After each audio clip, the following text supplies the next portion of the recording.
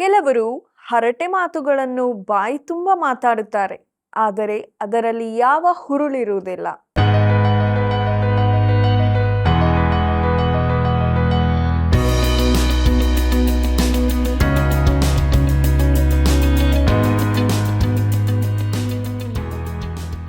ಆತ್ಮೀಯ ವೀಕ್ಷಕ ಬಾಂಧವರೇ, ನಿಮಗೆಲ್ಲರಿಗೂ ಪ್ರೀತಿಯ ವಂದನೆಗಳು. ಪೌಲನು ತೀತನಿಗೆ ಬರೆದ ಪತ್ರಿಕೆಯ 1ನೇ ಅಧ್ಯಾಯದ 6ನೇ ವಚನದಿಂದ 16ನೇ ವಚನದವರೆಗೆ ಧ್ಯಾನಿಸುವಾಗ, ಇಂದು ನಾವು ಕ್ರೇತದವರು ಅಂದರೆ ಯಾರು, ಅವರಿಗಿದ್ದ ಕೆಟ್ಟ ಹೆಸರು ಯಾವುದು ಎಂಬ ವಿಷಯಗಳನ್ನು ತಿಳಿದುಕೊಳ್ಳಲು ದೇವರ ಆತ್ಮನ ಸಹಾಯವನ್ನು ಬೇಡಿಕೊಳ್ಳುತ್ತಾ ನಮ್ಮ ಅಧ್ಯಯನವನ್ನು ಪ್ರಾರಂಭಿಸೋಣ. ವಾಕ್ಯದ ಪ್ರಕಾರ ನಡೆಯುವರಾಗಿರಿ, ಅದನ್ನು ಕೇಳುವವರು ಮಾತ್ರ ಆಗಿರದೆ ನಿಮ್ಮನ್ನು ನೀವು ಮೋಸಗೊಳಿಸಬೇಡಿರಿ. ಯಾಕೋಬ 1:22. ಕರ್ತನಲ್ಲಿ ಪ್ರೀತಿಯುಳ್ಳ ಸಹೋದರ ಸಹೋದರಿಯರೇ, ನಮ್ಮ ರಕ್ಷಕನಾದ ಯೇಸು ಕ್ರಿಸ್ತನ ಅತೀ ಮಹಿಮೆಯ ನಾಮದಲ್ಲಿ ನಿಮ್ಮೆಲ್ಲರಿಗೂ ನನ್ನ ಹೃದಯಪೂರ್ವಕವಾದ ವಂದನೆಗಳು. ದೇವರ ವಾಕ್ಯ ಧ್ಯಾನದಲ್ಲಿ ನಾವು ಮುಂದೆ ಸಾಗುತ್ತಾ ಇದ್ದೇವೆ. ತೀತನಿಗೆ ಬರೆದ ಪತ್ರಿಕೆಯಲ್ಲಿ ನಾವು ತಿಳಿದುಕೊಂಡಂಥ ಸತ್ಯಗಳಿಗಾಗಿ ದೇವರಿಗೆ ಸ್ತೋತ್ರ ಸಲ್ಲಿಸುತ್ತಾ ನಮ್ಮ ಅಧ್ಯಯನದಲ್ಲಿ ಮುಂದೆ ಸಾಗುವಾಗ, ಹಿರಿಯರಾಗಬೇಕಾದವರಲ್ಲಿ ತಕ್ಕ ಕೆಲವು ಅರ್ಹತೆಗಳ ಕುರಿತು ನೋಡೋಣ. ಪೌಲನು ತೀತನಿಗೆ ಬರೆದ ಪತ್ರಿಕೆ 1ನೇ ಅಧ್ಯಾಯ 6ನೇ ವಚನವನ್ನು ನನ್ನೊಂದಿಗೆ ಗಮನಿಸಿರಿ. ಸಭೆಯ ಹಿರಿಯನು ನಿಂದಾರಹಿತನೂ ಏಕಪತ್ನಿಯುಳ್ಳವನೂ ಆಗಿರಬೇಕು. ಅವನ ಮಕ್ಕಳು ಕರ್ತನನ್ನು ನಂಬಿದವರಾಗಿರಬೇಕು. ಅವರು ದುರ್ಮಾರ್ಗಸ್ಥರೆನಿಸಿಕೊಂಡವರಾಗಲಿ ಅಧಿಕಾರಕ್ಕೆ ಒಳಗಾದವರಾಗಲಿ ಆಗಿರಬಾರದು ಎಂಬುದಾಗಿ. ಕರ್ತನಲ್ಲಿ ಪ್ರಿಯರೇ, ನಿಂದಾರಹಿತನು ಅಂದರೆ ಪರಿಪೂರ್ಣನೆಂದಲ್ಲ, ಆದರೆ ಅವನ ಮೇಲೆ ದೂರುಗಳು ಬಂದರೂ ಅದಕ್ಕೆ ತಕ್ಕ ಆಧಾರವಿರಬಾರದೆಂದು ಅವನ ಜೀವಿತ ತಪ್ಪುಗಳಿಲ್ಲದಾಗಿರತಕ್ಕದ್ದು. ಒಬ್ಬ ಸಭಾ ಹಿರಿಯನ ಮೇಲೆ ದೂರುಗಳು ಬಂದಾಗ ಅವನು ಅಪ್ರಾಮಾಣಿಕನೆಂಬುದಕ್ಕೆ ಆಧಾರವಿದ್ದರೆ ಅದರಿಂದ ಕ್ರಿಸ್ತನಿಗೆ ಅವಮಾನವಾಗುತ್ತದೆ. ಒಬ್ಬನು ಎಷ್ಟೇ ಸ್ವಾಭಾವಿಕವಾದ ವರಗಳುಳ್ಳವನಾದರೂ ಅವನಲ್ಲಿ ಕ್ರಿಸ್ತನಿಗೆ ಪ್ರತಿಷ್ಠೆಯ ಜೀವಿತವಿಲ್ಲವೆಂಬ ದೂರಿಗೆ ಆಧಾರ ಸಿಕ್ಕಿದರೆ ಕ್ರಿಸ್ತನ ಸೇವೆಗೆ ಪೆಟ್ಟು ಬೀಳುತ್ತದೆ. ಅಂಥವನು ಸಭಾಧಿಕಾರಿಯಾಗಬಾರದು. ಏಕಪತ್ನಿಯುಳ್ಳವನು ಅವನ ಮಕ್ಕಳು ಕರ್ತನನ್ನು ನಂಬಿದವರಾಗಿರಬೇಕು ಎಂಬುದಾಗಿ ನೋಡುವಾಗ, ಒಬ್ಬನು ತನ್ನ ಸ್ವಂತ ಮಕ್ಕಳನ್ನು ಕ್ರಿಸ್ತನ ಬಳಿಗೆ ನಡೆಸಲಾರದವನಾದರೆ ಅವನು ಸಭಾಧಿಕಾರಿಯಾಗಕೂಡದು. ಪ್ರಿಯರೇ, ನನ್ನನ್ನು ತಪ್ಪಾಗಿ ನೆನೆಸಬೇಡಿರಿ. ಈ ದಿನಗಳಲ್ಲಿ ಹೆಚ್ಚಿನ ಕ್ರೈಸ್ತ ಮನೆಗಳಲ್ಲಿ ಒಬ್ಬ ಮಗನೋ ಮಗಳೋ ಕ್ರಿಸ್ತನಿಂದ ದೂರವಾಗಿದ್ದು ಕರ್ತನಲ್ಲಿ ಬೆಳವಣಿಗೆ ಹೊಂದಿದ್ದರ ಯಾವ ಲಕ್ಷಣವೂ ಕಾಣುವುದಿಲ್ಲ. ಒಬ್ಬನು ಒಳ್ಳೆ ದೈವ ಭಕ್ತಿಯವನಾಗಿದ್ದು ಅವನ ಮನೆ ಒಳ್ಳೆ ಕ್ರೈಸ್ತ ಮನೆಯಾಗಿದ್ದರೂ ಮಕ್ಕಳು ಕರ್ತನಿಂದ ದೂರವಾಗಿರುವುದಾದರೆ ಅಂಥವನು ಸಭೆಯ ಅಧಿಕಾರಿಯಾಗಿರಕೂಡದು. ಸಭಾಧಿಕಾರಿಯಾಗಿ ಅವನು ಬೇರೆಯವರ ಕುರಿತು ತೀರ್ಪು ಕೊಡಬೇಕಾದೀತು. ಆಗ ಯಾರಾದರೂ ಆ ಅಧಿಕಾರಿಯ ಕಡೆಗೆ ಬೆರಳು ತೋರಿಸಿ, ನೀನು ಹೇಗಿದ್ದಿ, ನಿನ್ನ ಮಗನು ಮಗಳು ಹೀಗಿದ್ದಾರಲ್ಲ, ನನ್ನನ್ನು ತೀರ್ಪು ಮಾಡಲು ನಿನಗೆ ಯಾವ ಯೋಗ್ಯತೆ ಇದೆ ಎಂದು ಹೇಳಬಹುದು. ಪ್ರಿಯರೇ, ಕ್ರಿಸ್ತನಿಗಾಗಿ ಮತ್ತು ತನ್ನ ಸ್ಥಾನಕ್ಕಾಗಿ ಆದರೂ ಸಭಾಧಿಕಾರಿಯೂ ಮಕ್ಕಳು ವಿಶ್ವಾಸಿಗಳು ವಿಧೇಯರೂ ಆಗಿರತಕ್ಕದ್ದು. ದುರ್ಮಾರ್ಗಸ್ಥರೆನಿಸಿಕೊಂಡವರಾಗಲಿ ಅಧಿಕಾರಕ್ಕೆ ಒಳಗಾಗದವರಾಗಲಿ ಆಗಿರಬಾರದು. ಅವರು ಯಾವ ಪ್ರತಿಭಟನೆಗಳಲ್ಲಿ ಭಾಗವಹಿಸಬಾರದು. ಪ್ರಿಯರೇ, ಕರ್ತನನ್ನು ಮಹಿಮೆಪಡಿಸತಕ್ಕ ಯೋಗ್ಯ ಜೀವಿತ ನಡೆಸಿದವರಾಗಿರತಕ್ಕದ್ದು. ಕರ್ತನ ವಾಕ್ಯವನ್ನು ಪ್ರಸರಿಸುವವರಾಗಿರಬೇಕು. ಪೌಲನು ತೀತನಿಗೆ ಬರೆದ ಪತ್ರಿಕೆ 1ನೇ ಅಧ್ಯಾಯ 7ನೇ ವಚನವನ್ನು ಗಮನಿಸಿರಿ. ಯಾಕಂದರೆ ಸಭಾಧ್ಯಕ್ಷನು ದೇವರ ಮನೆವಾರ್ತೆಯವನಾಗಿರುವುದರಿಂದ ನಿಂದಾರಹಿತನಾಗಿರಬೇಕು. ಅವನು ಸ್ವೇಚ್ಛಾಪರನಾದರೂ ಮುಂಗೋಪಿಯಾದರೂ ಕುಡಿದು ಜಗಳವಾಡುವವನಾದರೂ ಹೊಡೆದಾಡುವವನಾದರೂ ನೀಚ ಲಾಭವನ್ನು ಅಪೇಕ್ಷಿಸುವವನು ಆಗಿರದೆ ಎಂಬುದಾಗಿ. ಪ್ರೀತಿಯುಳ್ಳ ದೇವಜನರೇ, ಇದು ಪ್ರಾಯೋಗಿಕವಾದದ್ದಾಗಿದೆ. ಒಬ್ಬ ಸಭಾಧ್ಯಕ್ಷನು ಇಲ್ಲವೇ ಸಭಾಧಿಕಾರಿಯು ಸ್ವೇಚ್ಛಾಪರನಾಗಿರಬಾರದು. ಯಾಕಂದರೆ ಅವನು ದೇವರ ಮನೆವಾರ್ತೆಯವನು, ಜನರ ಪ್ರತಿನಿಧಿಯೂ ಆಗಿರುತ್ತಾನೆ. ಅವನು ದೇವರ ಚಿತ್ತವನ್ನು ತಿಳುಕೊಂಡು ಅದನ್ನು ನೆರವೇರಿಸುವುದಕ್ಕಾಗಿ ಸಭೆಯಲ್ಲಿರುತ್ತಾನೆ. ಮುಂಗೋಪಿ ಅಂದರೆ ಪಕ್ಕನೆ ಸಿಟ್ಟಿಗೇಳುವವನು. ನೀಚ ಲಾಭವನ್ನು ಅಪೇಕ್ಷಿಸುವನಾಗಿರದೆ ಅಂದರೆ ದುರಾಶೆಯುಳ್ಳವನಾಗಿರಕೂಡದು. ಇದು ಸಭಾಧಿಕಾರಿಯ ಗುಣಲಕ್ಷಣಗಳಾಗಿರಬೇಕು. ಮೊದಲೇ ತಿಳಿಸಿದಂತೆ ಹಿರಿಯ ಹಾಗೂ ಸಭಾಧ್ಯಕ್ಷ ಪದಗಳು ಸಮಾನಾರ್ಥವಾಗಿರುತ್ತದೆ. ಹಿರಿಯನು ಎಂಬುದು ವ್ಯಕ್ತಿಗೆ ಸಂಬಂಧಿಸಿದ್ದು, ಅವನು ದೈಹಿಕ ರೀತಿಯಲ್ಲಿಯೂ ಆತ್ಮಿಕವಾಗಿಯೂ ಪ್ರಬುದ್ಧನಾಗಿರತಕ್ಕದ್ದು. ಧರ್ಮಾಧ್ಯಕ್ಷನೆಂದರೆ ಮೇಲ್ವಿಚಾರಕನು, ಅವನು ಸಭೆಯನ್ನು ಆಳುವವನಾಗಿರುತ್ತಾನೆ. ಆದ್ದರಿಂದ ಅದು ಅವನ ಸ್ಥಾನಕ್ಕೆ ಸಂಬಂಧಿಸಿದ್ದು. ಆದರೆ ಸಭೆಯಲ್ಲಿ ಮಾನವನಿಂದ ನೇಮಿತವಾದ ಧರ್ಮಾಧ್ಯಕ್ಷನಾಗಲಿ ಹಿರಿಯನಾಗಲಿ ಎಂದೂ ಇರಲಿಲ್ಲ. ಯಾವಾಗಲೂ ಅನೇಕ ಮಂದಿ ಇರುತ್ತಿದ್ದರು. ಕರ್ತನಲ್ಲಿ ಪ್ರಿಯರೇ, ಕ್ರೇತಾದಲ್ಲಿ ಈಗಾಗಲೇ ಸಭಾ ಹಿರಿಯರು ಇದ್ದರೋ ಎಂಬ ಕುರಿತು ಒಮ್ಮತವಿರುವುದಿಲ್ಲ.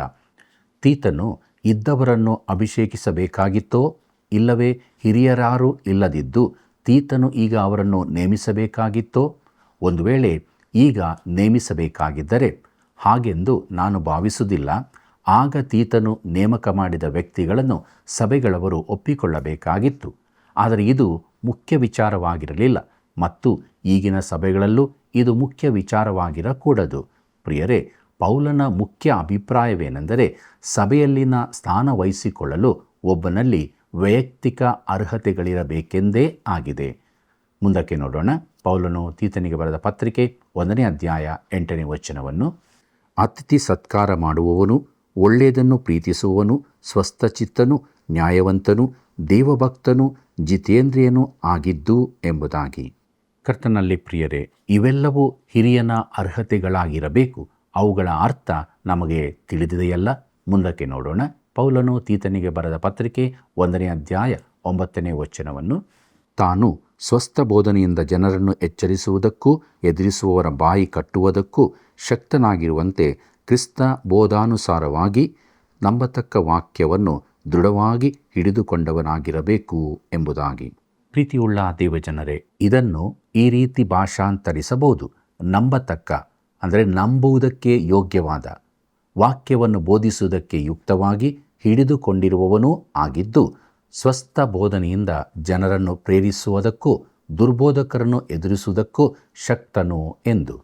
ಪ್ರಿಯರೇ, ಸಭಾಧಿಕಾರಿಯು ಮಾಡಬೇಕಾದ 2 ಸಂಗತಿಗಳಿದ್ದವು. ಮೊದಲನೆಯದು, ಅವನು ದೇವರ ವಾಕ್ಯವನ್ನು ಬೋಧಿಸುವುದಕ್ಕೆ ಸಮರ್ಥನಾಗಿರಬೇಕು ಮತ್ತು ಎರಡನೆಯದು, ದುರ್ಬೋಧಕರನ್ನು ಎದುರಿಸುವುದಕ್ಕೆ ಶಕ್ತನಾಗಿರತಕ್ಕದ್ದು. ಸಭೆಯಲ್ಲಿ ಅಧಿಕಾರದ ಸ್ಥಾನ ವಹಿಸುವವರು ಸತ್ಯವೇದದ ತರಬೇತಿ ಹೊಂದಿದವರಾಗಿರಬೇಕೆಂಬುದು ನನ್ನ ಅಭಿಪ್ರಾಯ. ಪ್ರಿಯರೇ, ಪೌಲನು ತಿಮೋಥಿಯನಿಗೆ ಯಾರ ಮೇಲೂ ಅವಸರದಿಂದ ಕೈ ಇಡಬೇಡ ಎಂದು ಹೇಳಿದ್ದನ್ನು ಜ್ಞಾಪಿಸಿಕೊಳ್ಳಿರಿ. 1 ತಿಮೋಥಿ 5:22 ಇದನ್ನು ನಾವು ನೋಡುತ್ತೇವೆ. ಪ್ರಿಯರೇ, ರಕ್ಷಣೆ ಹೊಂದಿದ ಮರುದಿನವೇ ಅವನು ಸಾಕ್ಷಿ ಹೇಳುವಂತೆ ಮಾಡಿ ಕೂಡಲೇ ಅವನನ್ನು ಸಭಾಧಿಕಾರಿಯನ್ನಾಗಿ ನೇಮಕ ಮಾಡುವುದು ಅತಿ ಅವಸರದ ಕಾರ್ಯವಾಗಿದೆ. ಕೂಡಲೇ ಸೌವಾರ್ತಿಕನಾಗಿ ಬಳಿಕ ಸಭಾಪಾಲಕನಾಗಿ ನೇಮಕ. ಈ ದಿನಗಳಲ್ಲಿ ನಾವು ಇಂತಹ ಕಾರ್ಯಗಳನ್ನೇ ಮಾಡುತ್ತೇವೆ. ಇದು ಸಭೆಯ ದುರದೃಷ್ಟವಾಗಿದೆ. ಒಬ್ಬ ಸಭಾ ಹಿರಿಯನು ದೇವರ ವಾಕ್ಯದಲ್ಲಿ ಸ್ಥಿರವಾಗಿ ನಿಂತಿದ್ದು ಅದನ್ನು ಬೋಧಿಸುವುದಕ್ಕೆ ಶಕ್ತನಾಗಿರತಕ್ಕದ್ದು. ಮುಂದಕ್ಕೆ ನಾವು ಕ್ರೇತದವರಿಗಿದ್ದ ಕೆಟ್ಟ ಹೆಸರು ಎಂಬ ವಿಚಾರವನ್ನು ನೋಡೋಣ. ಪ್ರಿಯರೇ, ಕ್ರೇತದವರಿಗಿದ್ದ ಕೆಟ್ಟ ಹೆಸರಿನ ಕುರಿತಾಗಿ ಪೌಲನು ಈಗ ಬರೆಯುತ್ತಾನೆ. ನಾವೆಲ್ಲರೂ ಪಾಪಿಗಳಾಗಿರುವುದರಿಂದ ಆ ದೃಷ್ಟಿಯಲ್ಲಿ ನಾವೆಲ್ಲರೂ ಸಹೋದರರಾಗಿದ್ದೇವೆಂಬುದನ್ನು ನಾವು ನೆನಪಿನಲ್ಲಿಡತಕ್ಕದ್ದು. ಎಲ್ಲರೂ ದೇವರ ಸಹೋದರತ್ವದಲ್ಲಿ ಸೇರಿರುವುದಿಲ್ಲ. ಯಾಕೆಂದರೆ ಈ ಸಂಬಂಧವು ಕ್ರಿಸ್ತನಲ್ಲಿ ನಂಬಿಕೆಯಿಡುವ ಮೂಲಕ ದೇವರ ಮಕ್ಕಳಾಗಿ ಹೊಸ ಜನ್ಮ ತಾಳುವಂಥದ್ದೇ ಆಗಿದೆ.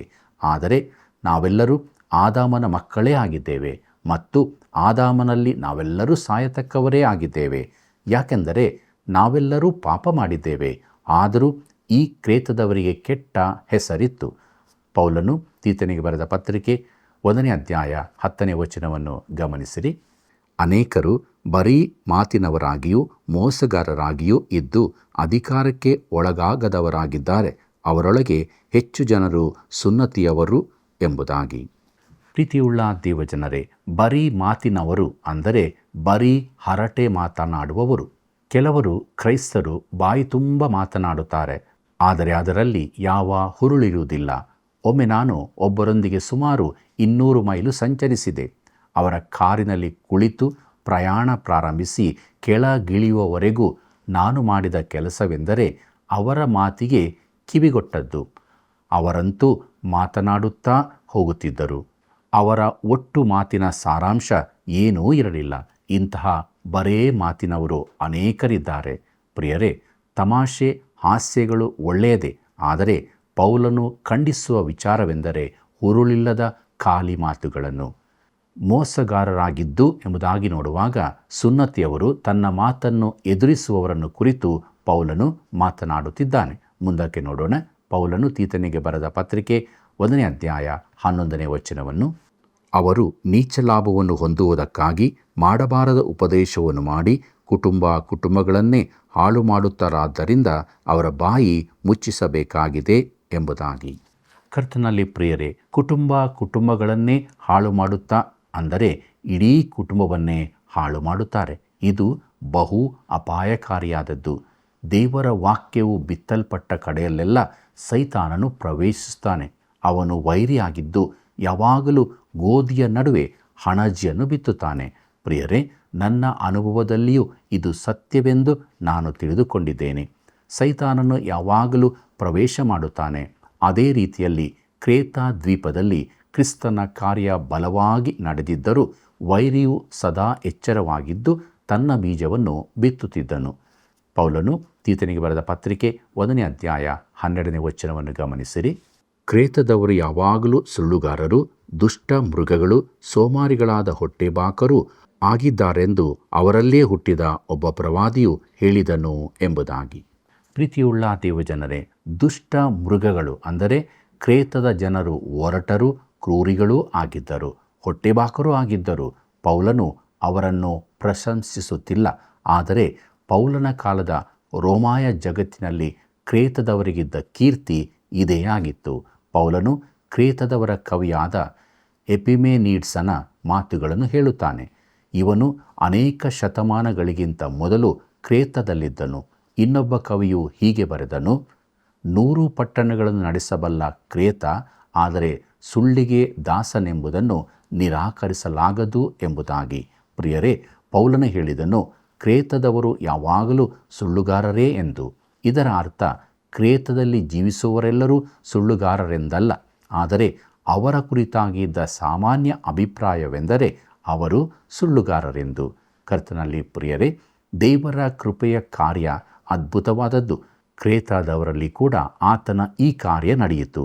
ಅವರು ಸುಳ್ಳುಗಾರರು, ಪ್ರಾಣಿಗಳಂತಿರುವವರು, ಸೋಮಾರಿಗಳು, ಹೊಟ್ಟೆಬಾಕರೂ ಆಗಿದ್ದರು. ಅವರಲ್ಲಿ ಅನೇಕರು ಕ್ರಿಸ್ತನ ಕಡೆಗೆ ತಿರುಗಿಕೊಂಡರು. ಅವರ ಜೀವಿತಗಳು ಸಂಪೂರ್ಣ ಬದಲಾದವು. ಮುಂದಕ್ಕೆ ನೋಡೋಣ.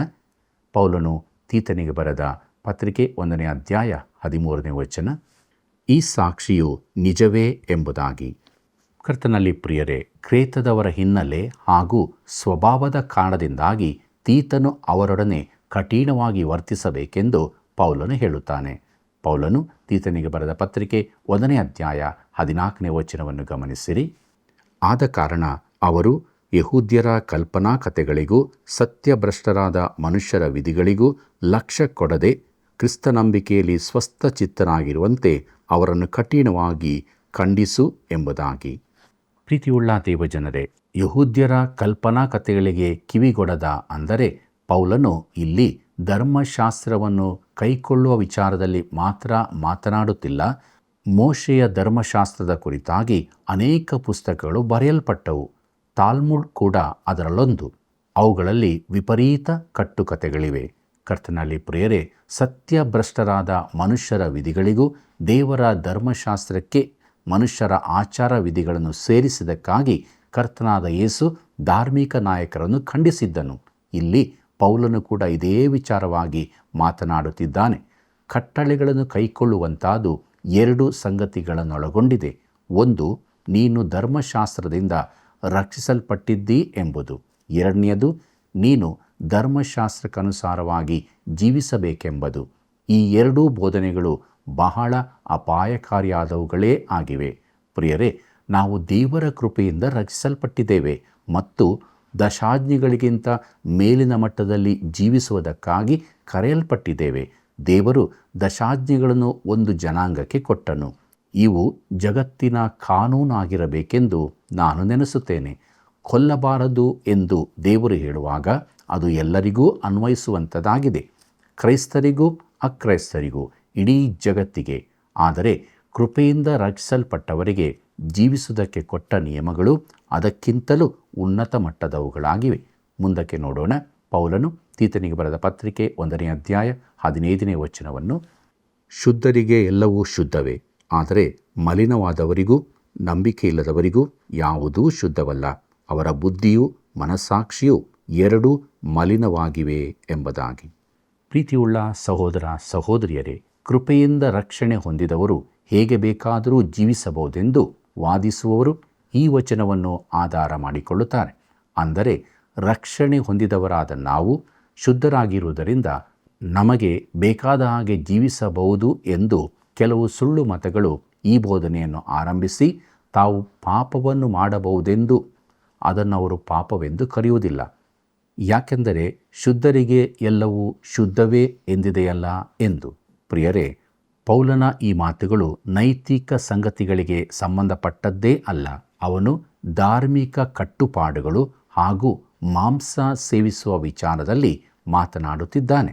ಪ್ರಿಯರೇ, ಈ ಸುಳ್ಳು ಮತಗಳ ಬೋಧನೆಯ ಪ್ರಕಾರ ವಿಚಿತ್ರ ರೀತಿಯ ಆಹಾರ ಪದ್ಧತಿಗಳಿರುತ್ತವೆ. ಆದರೆ ಪೌಲನು ಹೇಳುತ್ತಾನೆ, ಶುದ್ಧರಿಗೆ ಎಲ್ಲವೂ ಶುದ್ಧವೇ ಎಂದು. ಅಂದರೆ ಮಾಂಸ ತಿಂದರೂ ತಿನ್ನದಿದ್ದರೂ ಅದು ಯಾವ ವ್ಯತ್ಯಾಸವನ್ನೂ ಮಾಡುವುದಿಲ್ಲ. ಎಲ್ಲ ಆಹಾರವೂ ಶುದ್ಧವೇ. ನೀನು ಮಾಂಸ ತಿನ್ನುವುದಾದರೆ ಅದು ನಿನಗೆ ಬಿಟ್ಟದ್ದು, ಅದರಿಂದ ನಾನು ದೂರವಾಗಿದ್ದರೆ ಅದು ನನಗೆ ಬಿಟ್ಟದ್ದು. ನೀನು ಏನನ್ನೂ ತಿನ್ನಬಹುದು. ಶುದ್ಧರಿಗೆ ಎಲ್ಲವೂ ಶುದ್ಧವೇ. ಪ್ರೀತಿಯುಳ್ಳ ಸ್ನೇಹಿತನೇ, ನೀನು ಅವಿಶ್ವಾಸಿಯಾಗಿರುವುದಾದರೆ ನೀನು ಸಿದ್ಧ ಮಾಡಿಕೊಳ್ಳುವ ಆಹಾರ ಯಾವ ರೀತಿಯದ್ದಾದರೂ ದೇವರ ನಿನ್ನ ಸಂಬಂಧದ ಮೇಲೆ ಅದು ಯಾವ ಪರಿಣಾಮವನ್ನೂ ಬೀರುವುದಿಲ್ಲ. ಅದು ನಿನ್ನನ್ನು ರಕ್ಷಿಸುವುದಿಲ್ಲ. ನೀನು ಎಲ್ಲ ರೀತಿಯ ಕಾಯಿ ಪಲ್ಯಗಳನ್ನು ತಿನ್ನಬಹುದು, ಆದರೆ ನೀನು ದೇವರೊಂದಿಗೆ ಸರಿಯಾಗಿರದಿದ್ದರೆ ಅವು ನಿನ್ನನ್ನು ಶುದ್ಧರನ್ನಾಗಿ ಮಾಡುವುದಿಲ್ಲ. ಕರ್ತನಾದ ಯೇಸು ಹೇಳಿದ್ದಾನೆ, ಬಾಯೊಳಕ್ಕೆ ಹೋಗುವಂಥದ್ದು ಮನುಷ್ಯನನ್ನು ಹೊಲೆ ಮಾಡುವುದಿಲ್ಲ, ಆದರೆ ಬಾಯಿಯೊಳಗಿಂದ ಹೊರಟು ಬರುವಂಥವುಗಳೇ ಅವನನ್ನು ಹೊಲೆ ಮಾಡುತ್ತವೆ. ಮತ್ತಾಯನ ಬರೆದ ಸುವಾರ್ತೆ 15ನೇ ಅಧ್ಯಾಯ 18ನೇ ವಚನದಿಂದ 20ನೇ ವಚನದವರೆಗೆ ನೋಡಿರಿ. ಮುಂದಕ್ಕೆ ನಾವು ಪೌಲನು ತೀತನಿಗೆ ಬರೆದ ಪತ್ರಿಕೆ 1ನೇ ಅಧ್ಯಾಯ 16ನೇ ವಚನವನ್ನು ನೋಡೋಣ. ಅವರು ತಾವು ದೇವರನ್ನು ಅರಿತವರೆಂದು ಹೇಳಿಕೊಳ್ಳುತ್ತಾರೆ, ಆದರೆ ಅವರು ಅಸಹ್ಯರು, ಅವಿಧೇಯರು, ಸತ್ಕಾರ್ಯಗಳಿಗೆಲ್ಲ ಅಪ್ರಯೋಜನಕರೂ ಆಗಿರುವುದರಿಂದ ದೇವರನ್ನು ಅರಿಯುವೆಂದು ತಮ್ಮ ಕಾರ್ಯಗಳಿಂದಲೇ ಹೇಳಿದಂತಾಯಿತು ಎಂಬುದಾಗಿ. ಪ್ರೀತಿಯುಳ್ಳ ಸಹೋದರ ಸಹೋದರಿಯರೇ, ತಾವು ದೇವರನ್ನರಿತವರೆಂದು ಹೇಳಿಕೊಳ್ಳುತ್ತಾರೆ, ಆದರೆ ತಮ್ಮ ಕಾರ್ಯಗಳಿಂದ ಆತನನ್ನು ನಿರಾಕರಿಸುತ್ತಾರೆ. ಅನೇಕ ವಿಶ್ವಾಸಿಗಳು ತಾವು ಜೀವಿಸುವ ರೀತಿಯಿಂದಾಗಿ ದೇವರನ್ನು ತಿರಸ್ಕರಿಸುವವರಾಗಿರುತ್ತಾರೆ. ಅವರು ದೇವರ ವಾಕ್ಯವನ್ನು ಅಲ್ಲಗಳೆಯುತ್ತಾರೆ. ಸಭೆಯ ಅಧಿಕಾರಿಯಾಗಿದ್ದ ಒಬ್ಬನನ್ನು ನಾನು ತಿಳಿದಿದ್ದೆ. ಅವರು ದೊಡ್ಡ ಸತ್ಯವೇದವನ್ನು ಹಿಡಿದುಕೊಳ್ಳುತ್ತಾರೆ. ಎಲ್ಲರೂ ಅವರನ್ನು ಭಕ್ತಿವಂತನೆಂದೆನಿಸಿದ್ದರು, ಆದರೆ ಹೊರಗೆ ಸಮಾಜದಲ್ಲಿ ಅವರು ಅಪ್ರಾಮಾಣಿಕರೆಂದು ಹೆಸರು ಪಡೆದವರಾಗಿದ್ದರು. ದೊಡ್ಡ ಸತ್ಯವೇದವನ್ನೇನೋ ಹಿಡಿದುಕೊಳ್ಳುತ್ತಿದ್ದರು, ಆದರೆ ಅದನ್ನು ನಂಬುತ್ತಿರಲಿಲ್ಲ. ಪ್ರಿಯರೇ, ನಾವು ಜೀವಿಸುವ ರೀತಿಯಿಂದ ದೇವರ ವಾಕ್ಯವನ್ನು ನಾವು ಅಲ್ಲಗಳೆಯಬಹುದು, ದೇವರನ್ನೂ ಅಲ್ಲಗಳೆಯಬಹುದು.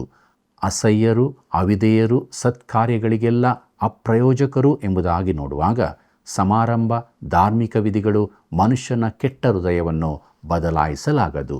ಪ್ರಿಯರೇ, ಹೃದಯವು ಬದಲಾದಾಗ ಆ ಬದಲಾವಣೆಯು ಜೀವಿತದಲ್ಲಿ ತೋರಿಬರುತ್ತದೆ. ಪೌಲ, ಯಾಕೋಬರ ಅಭಿಪ್ರಾಯಗಳು ಬೇರೆ ಬೇರೆಯಾಗಿರಲಿಲ್ಲ. ಕ್ರಿಯೆಗಳಿಲ್ಲದ ನಂಬಿಕೆಯು ಸತ್ತದ್ದಾಗಿದೆ ಎಂದು ಅವರಿಬ್ಬರು ಹೇಳಿರುತ್ತಾರೆ. ರಕ್ಷಿಸುವ ನಂಬಿಕೆಯು ಭಕ್ತಿಯ ಜೀವಿತವನ್ನುಂಟು ಮಾಡುತ್ತದೆ. ನಂಬಿಕೆ ಮಾತ್ರ ರಕ್ಷಿಸಬಲ್ಲದು. ದೇವರಿಗೆ ಮಹಿಮೆಯಾಗಲಿ. ಕರ್ತನಲ್ಲಿ ಪ್ರೀತಿಯುಳ್ಳ ಸಹೋದರ ಸಹೋದರಿಯರೇ, ನಮ್ಮ ನಂಬಿಕೆಯ ಜೀವಿತ ಅದು ಕ್ರಿಯೆಯಲ್ಲಿ ಕಂಡುಬಂದು ನಾವು ನಿಜವಾಗಿ ದೇವರ ಮಕ್ಕಳು ಎಂದು ಎಣಿಸಿಕೊಳ್ಳುವ ಹಾಗೆ ಜೀವಿಸೋಣ. ಹೀಗಾಗುವಂತೆ ದೇವರ ಸಹಾಯವನ್ನು ಬೇಡಿಕೊಳ್ಳೋಣ, ಪ್ರಾರ್ಥನೆ ಮಾಡೋಣ. ನಮ್ಮನ್ನು ಬಹಳವಾಗಿ ಪ್ರೀತಿ ಮಾಡುವಂಥ ನಮ್ಮ ರಕ್ಷಕನಾದ ಯೇಸು ಸ್ವಾಮಿಯಲ್ಲಿ ತಂದೆಯಾದ ದೇವರೇ, ನಮ್ಮ ನಂಬಿಕೆಯನ್ನು ದಿನಾಲು ಬಲಪಡಿಸು. ನಿನ್ನ ವಾಕ್ಯ ಭರಿತರಾಗಿ ನೀನು ಪ್ರತಿಷ್ಠಿಸಿದಂಥ ಜೀವವುಳ್ಳ ಮಾರ್ಗದಲ್ಲಿ ಮುನ್ನಡೆಯುವುದಕ್ಕೆ ಸಹಾಯ ಮಾಡು. ತಂದೆಯಾದ ದೇವರೇ, ನಮ್ಮೆಲ್ಲ ವೀಕ್ಷಕ ಬಾಂಧವರ ಜೀವಿತಗಳಲ್ಲಿ ಅವರು ನಿನ್ನ ಮೇಲಿಟ್ಟ ನಂಬಿಕೆ ದಿನೇ ದಿನೇ ಬಲ ಹೊಂದುತ್ತಾ ನಂಬಿಕೆಗೆ ಯೋಗ್ಯವಾದ ಆಶೀರ್ವಾದವನ್ನು ಅವರು ಹೊಂದಿದವರಾಗಿ ಸಮಾಧಾನದಿಂದ ನಿರೀಕ್ಷೆಯಿಂದ ಜೀವಿಸುವುದಕ್ಕೆ ಸಹಾಯ ಮಾಡು. ಹೀಗೆ ನಮ್ಮೆಲ್ಲರ ಜೀವಿತದಲ್ಲಿ ನೀನು ಮಾತ್ರ ಮಹಿಮೆ ಹೊಂದು. ಯೇಸುವಿನ ನಾಮದಲ್ಲಿ ಬೇಡಿದ್ದೇವೆ ತಂದೆಯೇ, ಆಮೆನ್. ಪ್ರಿಯರೇ, ಕ್ರೇತದವರು ಸುಳ್ಳುಗಾರರು, ದುಷ್ಟಮೃಗಗಳು, ಸೋಮಾರಿಗಳು, ಹೊಟ್ಟೆಬಾಕರು ಆಗಿದ್ದರೂ ಕೂಡ ಅವರು ದೇವರ ಕಡೆಗೆ ತಿರುಗಿಕೊಂಡು ಅವರ ಜೀವಿತಗಳು ಬದಲಾದಾಗ ಇದು ಒಂದು ನಿಜವಾದ ಸಾಕ್ಷಿ. ಆದುದರಿಂದ ನಾವು ಕಲ್ಪನಾ ಕಥೆಗಳಿಗೆ ಕಿವಿಗೊಡದೆ, ಮನುಷ್ಯರ ವಿಧಿಗಳಿಗೆ ಲಕ್ಷ್ಯ ಕೊಡದೆ ಸ್ಥಿರಚಿತ್ತದಿಂದ ಕ್ರಿಸ್ತ ನಂಬಿಕೆಯಲ್ಲಿ ನಡೆಯೋಣ. ಪ್ರಿಯ ವೀಕ್ಷಕರೇ, ದೇವರ ವಾಕ್ಯದಲ್ಲಿ ಕಂಡುಕೊಂಡ ಎಚ್ಚರಿಕೆ ಮಾತುಗಳಿಗಾಗಿ ಆತನಿಗೆ ಸ್ತೋತ್ರ ಸಲ್ಲಿಸುತ್ತಾ ದೃಢಚಿತ್ತರಾಗಿರಿ. ಸೇವೆಗಾಗಿ ಪ್ರಾರ್ಥಿಸಿರಿ, ಕರೆ ಮಾಡಿ ಬೆಂಬಲಿಸಿರಿ. ದೇವರ ಪ್ರೀತಿಯು ನಿಮ್ಮಲ್ಲಿ ನೆಲೆಯಾಗಿರಲಿ. ವಂದನೆಗಳು.